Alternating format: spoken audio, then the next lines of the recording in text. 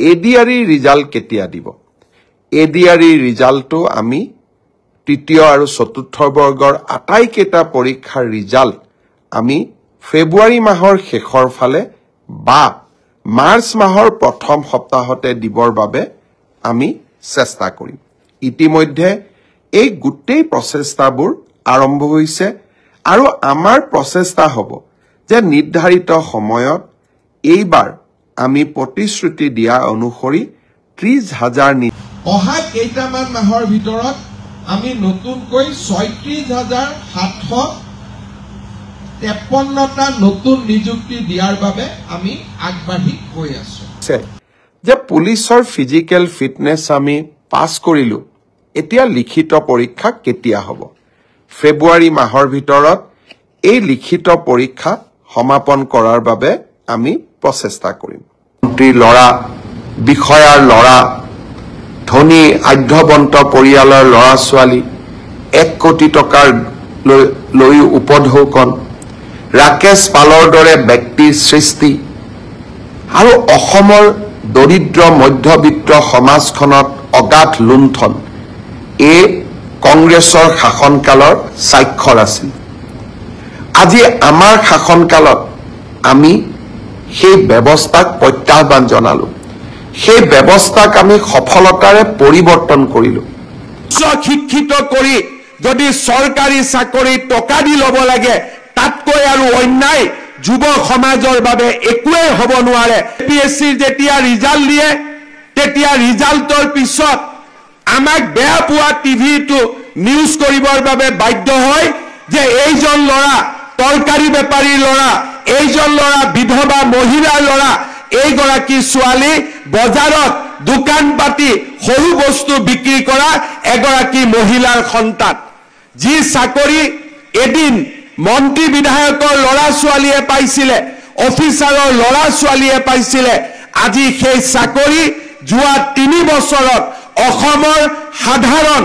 মধ্যবিত্ত আৰু দৰিদ্ৰ শ্ৰেণীৰ ল'ৰা ছোৱালীৰ বাবে আমি মুকলি কৰি দিব পাৰিলো আৰু এই কোন মন্ত্ৰীৰ খুলখালিয়ে তাৰ নাম নোলায় কোন অফিচাৰৰ খুলখালিয়ে তাৰ নাম নোলায় ৰিজাল্ট দিলে ওলাই যে ই অমুক গাঁৱৰ তৰকাৰী বেপাৰীৰ ছোৱালী ই অমুক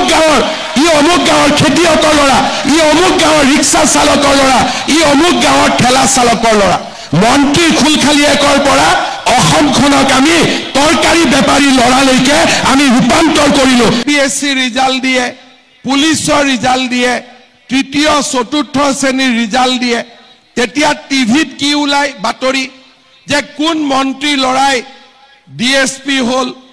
কোন অফিচাৰৰ ল'ৰা গৈ পেলাই মেজিষ্ট্ৰেট হ'ল কোন ডাঙৰ বিষয়াৰ খুলখালিয়েকে গৈ পেলাই প্লেনিং অফিচাৰ পালে কাৰ খুলখালিয়েকে গৈ পেলাই টেক্সৰ সুপাৰিনটেণ্ডেণ্ট হ'ল কোন দ্বিতীয় হ'ল পেপাৰ আৰু টিভিত এই লিষ্টবিলাক আহিছিলে আৰু এই লিষ্টবিলাকৰ লগত কি লিখিছিলে যে এনেকুৱা এটা চাকৰি পাবৰ কাৰণে হয় মন্ত্ৰী বিধায়কৰ খুলখালিয়েক হ'ব লাগিব নহলে মন্ত্ৰী বিধায়কৰ ল'ৰা হ'ব লাগিব নহলে মন্ত্ৰী বিধায়কৰ আশে পাশে থাকিব লাগিব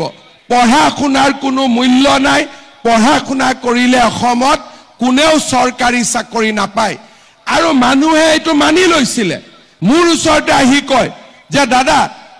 কিবা এটা লাইন দিয়ক মই মেজিষ্ট্ৰেট হ'ব লাগে কোনোবা আহি ক'ব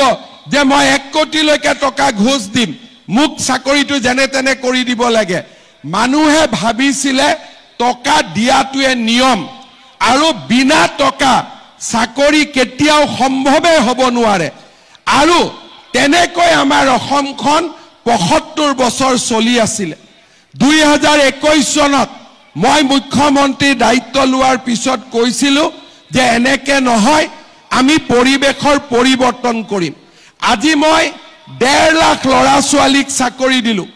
1.5 লাখ ল'ৰা ছোৱালীৰ পৰা 1 লাখ টকাকৈ যদি মই ললোহেঁতেন মোৰ পকেটত 1500 কোটি টকা আহিলেহেঁতেন আৰু 1 লাখ দিয়াটোত কাৰো আপত্তিয়ে নাই 10 লাখ 15 লাখ 20 লাখ 1 কোটিলৈকে দিয়ে 1 লাখ দিলেতো হাঁহি দি দিব আজিয়ে যদি মই ইয়াত কওঁ যে আপোনালোকৰ ল'ৰাক মই চাকৰি দিম 1 লাখ টকা মোক গধূলি ভিতৰত দিয়ক সবেইটো গধূলি ভিতৰতে লৈ আহিব 1 লাখ টকা যদি মই ললোহেঁতেন 1500 কোটি টকা মোৰ ঘৰত গ'লহেঁতেন কংগ্ৰেছ দলে কয় যে মই দুৰ্নীতি কৰোঁ আৰে দুৰ্নীতি যদি কৰিলোহেঁতেন 1500 কোটি টকাটো মোৰে পকেটত আহিলেহেঁতেন আজি আপোনালোকে চাওক পৰীক্ষা ৰিজাল্ট দিলে এতিয়া টিভিত কি ওলাই কোন মন্ত্ৰীৰ খুলখালিয়েক তাৰ নাম নোলায় কোন অফিচাৰৰ খুলখালিয়েক তাৰ নাম নোলায় ৰিজাল্ট দিলে ওলাই যে ই অমুক গাঁৱৰ তৰকাৰী বেপাৰী ছোৱালী ই অমুক গাঁৱৰ খেতিয়কৰ ল'ৰা ই অমুক গাঁৱৰ ৰিক্সা চালকৰ ল'ৰা ই অমুক গাঁৱৰ ঠেলা চালকৰ ল'ৰা মন্ত্ৰীৰ খুলখালিয়েকৰ পৰা অসমখনক আমি তৰকাৰী বেপাৰী ল'ৰালৈকে আমি ৰূপান্তৰ কৰিলো এইবাৰ এই পৰীক্ষাৰ ফলাফলত দুটা নতুন বৈশিষ্ট্য আছিল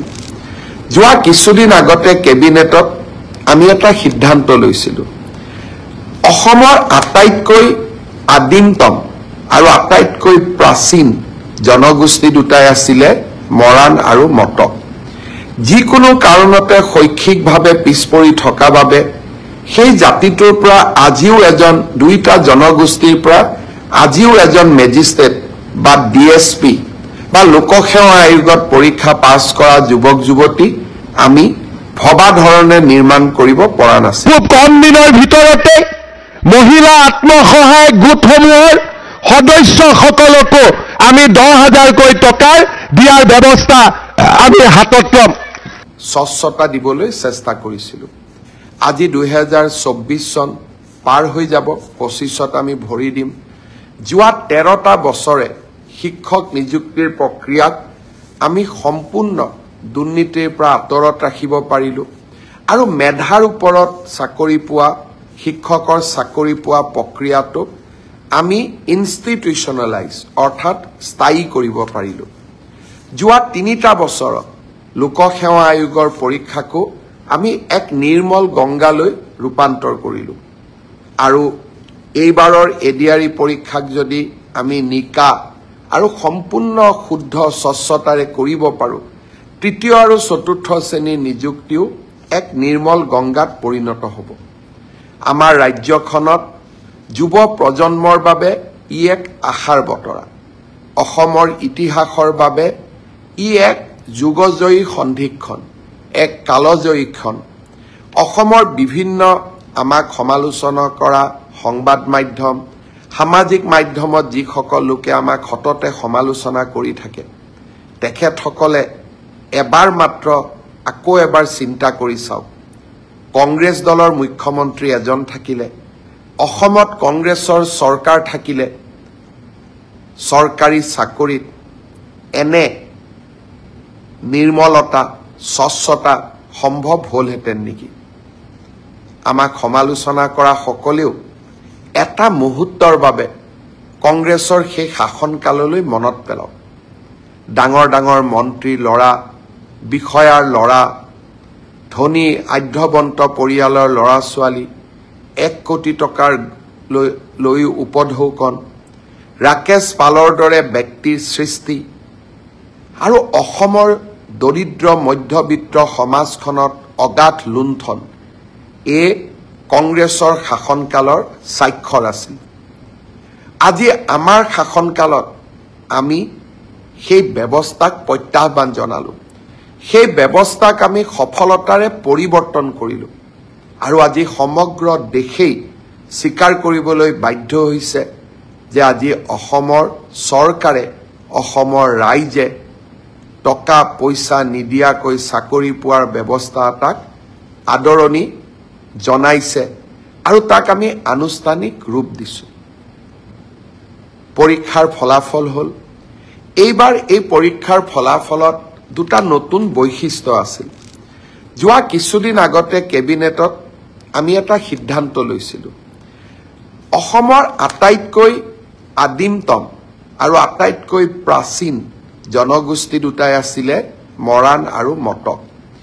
যিকোনো কাৰণতে শৈক্ষিকভাৱে পিছপৰি থকা বাবে সেই জাতিটোৰ পৰা আজিও